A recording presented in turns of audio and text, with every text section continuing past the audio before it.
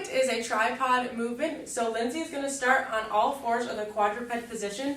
Her knees are going to be a little bit wider than shoulder width apart to create a bigger base, and her hands are directly underneath her shoulders with her hands fully spread out and evenly distributed throughout the ground. So I'm going to make sure that she's in a nice straight position here, which she is, so there's no arching here or curving into the low back here. This is a nice straight back. And what I'm going to have her do is I'm going to have her bring her right leg up by her right hand. And when she does that, you'll see that she actually curves a little bit, but she corrected herself. So if this is too much hip flexion that you can't quite get and you tend to curve, you're just going to bring your leg back a little bit further. I'll have Lindsay bring her leg back up though because she has the ability to do it. So now she's in a nice straight back here, and if I were to pull on her head here, she would elongate her spine. Remember that the neck is also a part of the core. We want this to all be one straight movement. From here, she can work on some diaphragmatic breaths, really breathing through this right hip and the right pelvic floor here.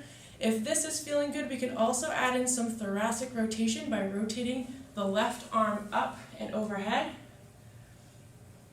Getting some nice rotation through the thoracic spine, coming back down, and we can also do the same thing with the other arm as well. So bringing the right arm up, rotating, and coming back down. Good, and we'll go ahead and do the same thing on the other side. So Lindsay's going to bring her right leg back. Now she's going to bring her left hip up. Once again, she's in a nice straight position. Her neck is tucked just a little bit and elongated here.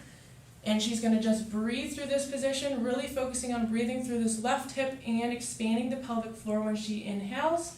And from here, once again, she can bring her right arm up, rotating through the thoracic spine here, coming back down, and then the same thing with the other side as well. Good.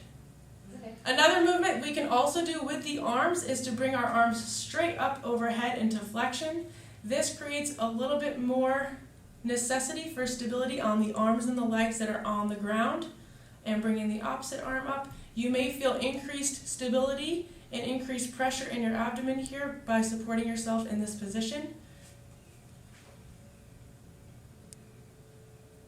Good.